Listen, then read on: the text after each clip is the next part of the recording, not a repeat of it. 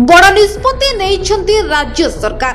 पारादीपरे नुआ विमान बंदर सहित 15 जिले में हेलीपोर्ट निर्माण हेबा नेइ घोषणा करा जायछि। मुख्यमंत्री मोहन चरण माझी गुरुवार लोकसेवा भवन रे राज्य रे विमान चलाचल भित्तिभूमि को सुदृढ़ करबा पई विमान चलाचल एवं नेटवर्क निर्माण परिचालना संबंध में आलोचना करथिले। पुरी रे श्री जगन्नाथ अंतर्जातीय विमान बंदर विकास एवं राउरकेला विमान बंदर उन्नतीकरण उपरे आलोचना होइथिला।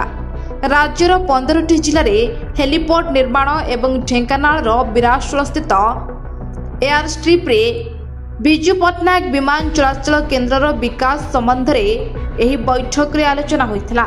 ढेंकानाल बिरासोल स्थित एयर स्ट्रिप रे बिजू पट्टनायक विमान चलाचल केन्द्र विकास संपर्क में मध्य आलोचना होइछि।